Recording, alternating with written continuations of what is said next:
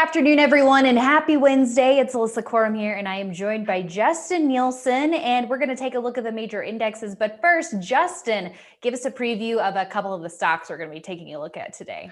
Well, it was a little bit of a tale of two markets. So we had Snap that was just jumping on earnings. We also had a breakout in PayPal, but Zoom was not looking so good, and that kind of round tripped recent gains. So we'll take a look at all three of those. All right, but first, a look at the NASDAQ here, and this chart is slightly delayed. We had stocks finishing in the red right at the end of the session, taking a dip. The NASDAQ closing down 0.3% for the day. The S&P 500 down 0.2%, and the Dow down about 0.4%, Justin. So a bit of a disappointing close today. Yeah, but you know what? What we've been seeing here is the last few days we've been really holding as inside that big day that we had on Monday, and again, as long as we're kind of not breaking one way or the other, it doesn't really give us that much information.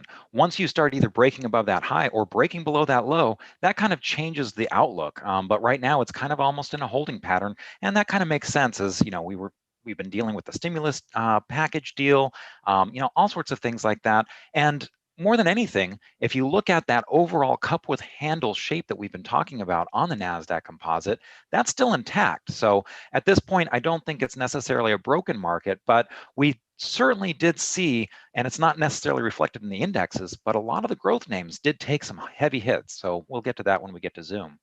Yeah, that's right. I guess for those of us like me, maybe, who are a little impatient and wanting to see some progress being made from these handles that are formed, today was, I guess, a little bit of a ho-hum session, but way better than it could have been when you put it in the perspective that you did, right. Justin. And there again, it depends on what you were owning and where you got them, because that makes a big difference. How much cushion you have on the stock.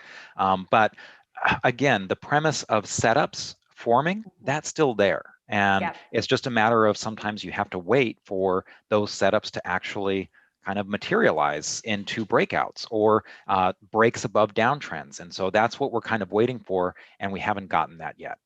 But setups are aplenty right now, and same with actionable stocks. So let's take a look at Snap, which had a big move on its quarterly earnings report today. Strong numbers on the top and bottom line. So an impressive report from that perspective, and the stock gaining almost 30%.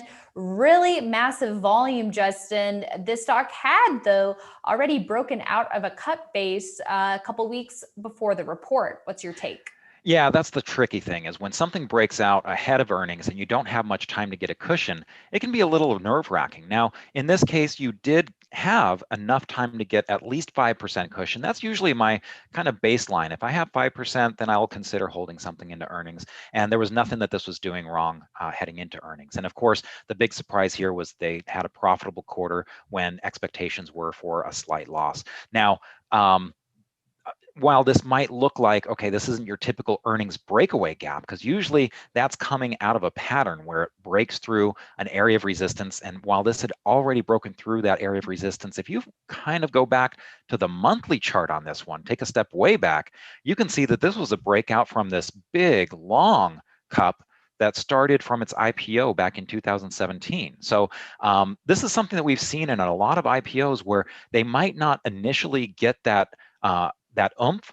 Sometimes it's more story, and it takes a while for them to monetize that. We saw this with Facebook as well.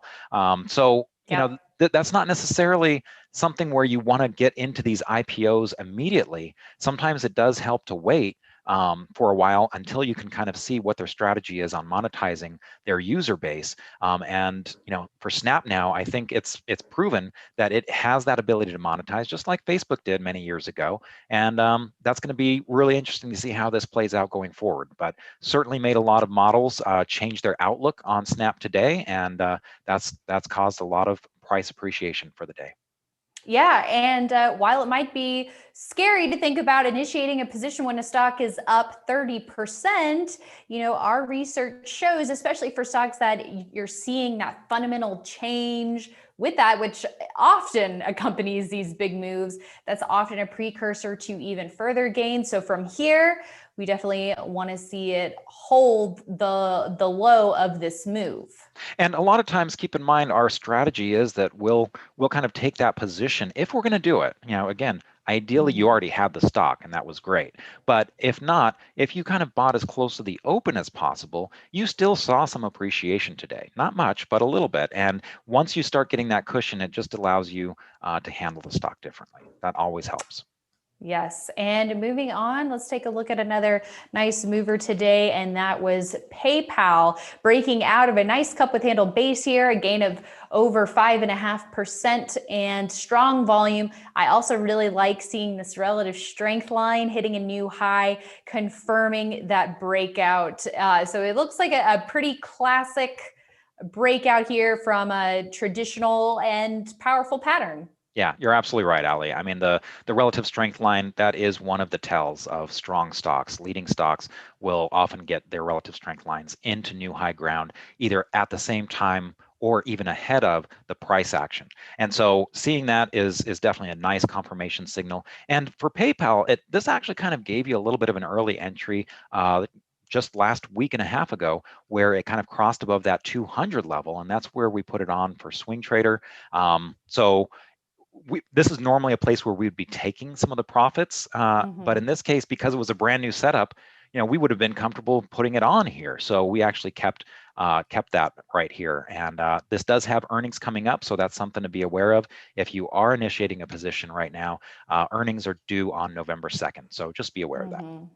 Yeah, a little bit of time. We do have earnings season just now, kind of kicking off. Yeah, but a little bit of time. We'll have to see how it goes from now and until it's important to kind of cushion. Yeah, it's important to realize that there was a story here.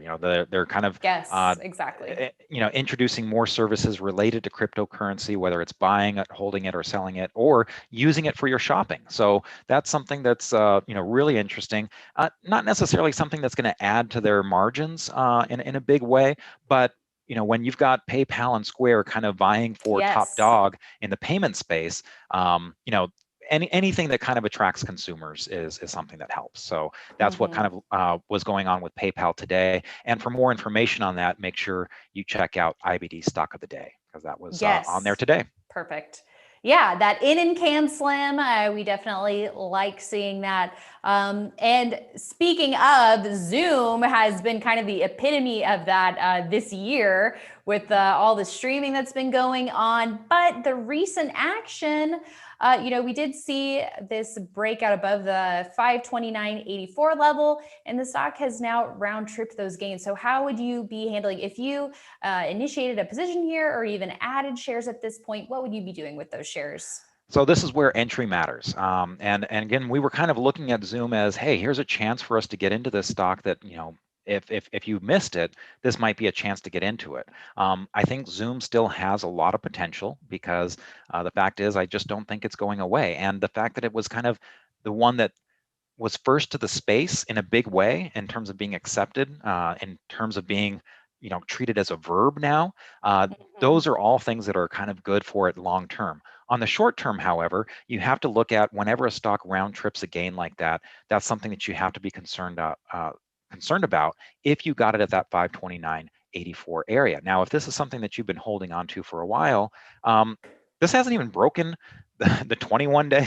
It's nowhere near the 50-day. You've got a lot of areas that you can kind of give this stock to before you start considering selling it.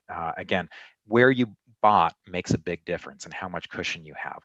But for those that bought more recently, when you start round tripping a big gain like that, that can be start eating into your capital, and so you have to do something. So paring back here does make sense, and you just might have to wait for a new setup. A new setup being potentially waiting for an actual rebound from a pullback here, or what do you think? Could be a rebound from a pullback, or it might be something that requires another base to form. So that's one of the things where it's good to watch day-to-day action and kind of see how it plays out. And it's also why you don't want these stocks to drop off your radar. No matter how extended they are, the stocks that you maybe wish you had, keep them on your radar, because they often will give you multiple opportunities to buy them on their big moves up. So that's the way that leaders work. Yeah, very good point. And speaking of keeping an eye on things day to day and looking at that day to day action, I think I know the perfect place to do that, in addition to this show, of course. And that is IBD Live. Justin, you're a big part of that show. Give us a little taste of what our audience has been experiencing lately with the show.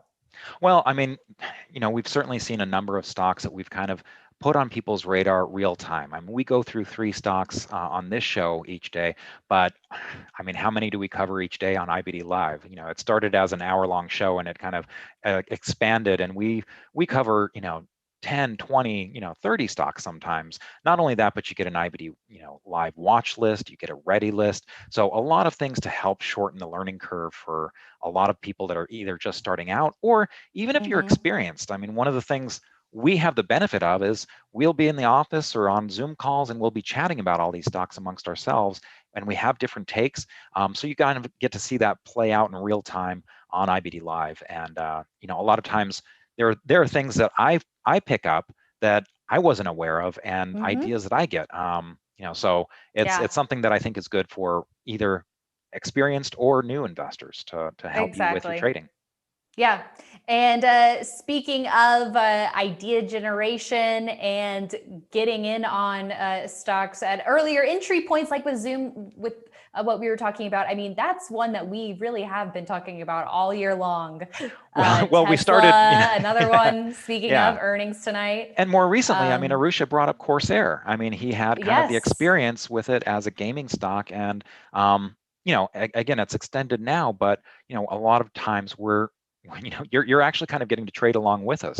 He was being very upfront about when he bought it, and he said, I'm buying it right now. So, yeah. Yeah. Very cool. And I just got to mention, since I did name drop Tesla, it looks like it's up about almost 4% right now in the after hours action in reaction to its earnings report. Of course, it doesn't indicate what's going to happen tomorrow during the regular session, but you can bet that we won't let Ed discuss it. We'll bar Ed will jump in whether you like it or not. So just kidding. Yeah. We're all going to discuss tomorrow morning on IBD Live. So we hope you join us, investors.com/IBD Live. Thanks for tuning in, everyone. We'll see you tomorrow.